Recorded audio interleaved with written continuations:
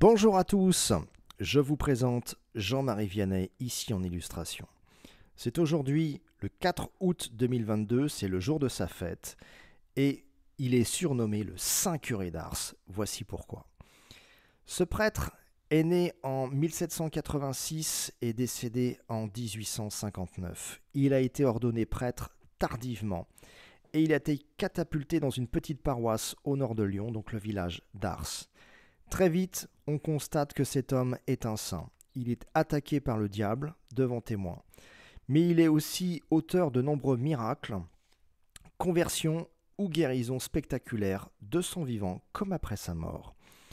Deux caractéristiques importantes à souligner. C'était un très grand confesseur car il avait la capacité de lire dans les âmes. Il pouvait voir les péchés inavoués de ses paroissiens. De plus, il avait un don de prophétie vérifié puisqu'il a prédit la guerre de 1870, puis la Première Guerre mondiale, puis la Seconde. Voici ce qu'il nous annonce pour notre temps. La grosse affaire n'est pas passée, Paris sera démoli et brûlé tout de bon. Pas tout entier cependant. Les ennemis laisseront brûler Paris et ils en seront contents. Là encore une fois, on est fidèle à la tradition prophétique, la destruction de Paris. Mais il va y avoir une limite que la destruction ne franchira pas. La maison des frères de la doctrine chrétienne ne sera pas démolie, quoiqu'elle doive se trouver sur le chemin de la destruction. Donc on nous annonce les persécutions antichrétiennes, c'est du très classique.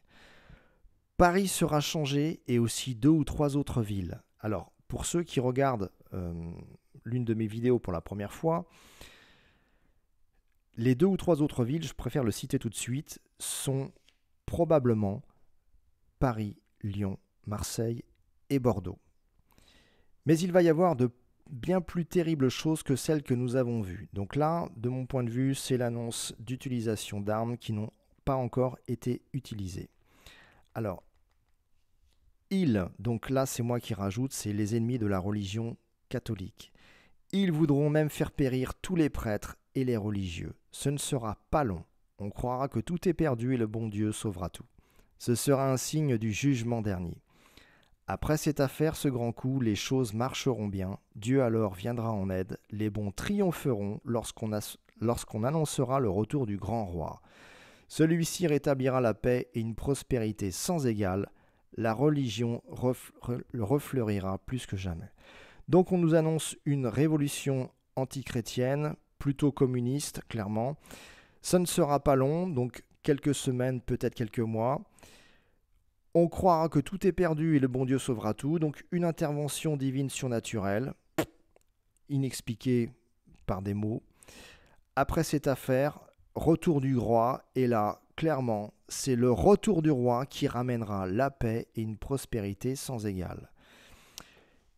Ils arriveront près de Poitiers sans trouver de résistance, mais là, ils seront écrasés par les défenseurs de l'Ouest qui les poursuivront. Cette prophétie est intéressante car elle se superpose à celle de Marie-Julie Jahenny. Si on reprend la carte d'invasion de Marie-Julie Jahenny, elle annonce à peu près la même chose. Donc c'est-à-dire une invasion étrangère jusqu'aux portes de l'Ouest, près de la Bretagne, où là, il y aurait une bataille qui écraserait l'ennemi. Et c'est là intéressant de souligner que le Saint Curé d'Ars annonce « On les battra, on les chassera pour tout de bon. La première fois, ils ne se seront pas bien battus, mais cette fois, ils se battront. Oh, comme ils se battront !» Après cela, on leur coupera les vivres et on leur fera éprouver de grandes pertes. Ils se retireront dans leur pays, on les accompagnera et il y en aura guère qui rentreront.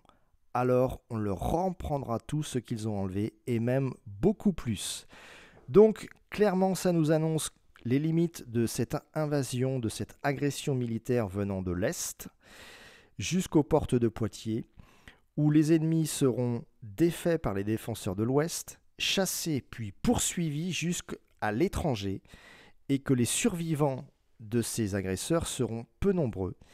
Et enfin que les biens qu'ils auront volés en France seront rendus à leurs propriétaires et même plus. Voilà. Donc, en conclusion, on est encore une fois fidèle à la tradition prophétique. Elle se superpose aux prophéties de Marie-Julie Jahenny, ce qui les rend encore plus crédible, et donc concrètement quelques petits conseils pour terminer cette vidéo. Vu la sainteté du Saint Curé d'Ars, vraiment, il nous conseillait toujours de prier, prier, prier, prier et de fréquenter les sacrements. Donc c'est un évident conseil que je vous glisse, faites de même. Quelques conseils de lecture pour terminer. Voici un livre que je vous conseille, encore une fois aux éditions Réziac, qui édite de très très bons livres. C'est celui de Monseigneur Francis Trochu, donc le curé d'Ars, Saint Jean-Marie Baptiste Vianney, aux éditions Réziac. Petite anecdote aussi à vous glisser, vous connaissez peut-être, si vous habitez dans les alentours de Lyon, je sais qu'il y en a qui me regardent, la basilique Notre-Dame de Fourvière. Alors, je n'en ai pas parlé dans cette vidéo, mais cette basilique doit a priori un jour être détruite selon les prophéties de Saint Curé d'Ars. Je vous ai simplement présenté les principales. Et le Saint Curé d'Ars a fait les plans de sa reconstruction. Donc, étant donné qu'elle n'est pas encore détruite, il faut s'attendre à ce que ce soit des événements à venir. Peut-être imminents, nous verrons bien. Mais en tout cas, le Saint Curé d'Ars avait déjà fait des esquisses de sa reconstruction. Pour terminer, si vous le pouvez, mettez-moi un commentaire, un pouce bleu pour aider au référencement, partagez cette vidéo si celle-ci vous semble acceptable pour vos proches. Enfin, une petite prière pour terminer si vous le souhaitez. Vu que nous sommes le 4 août et que c'est la Saint Jean-Marie Vianney, je vous propose pour terminer cette petite prière dont il est l'auteur. Je vous aime, ô mon Dieu, et mon seul désir est de vous aimer jusqu'au dernier soupir de ma vie.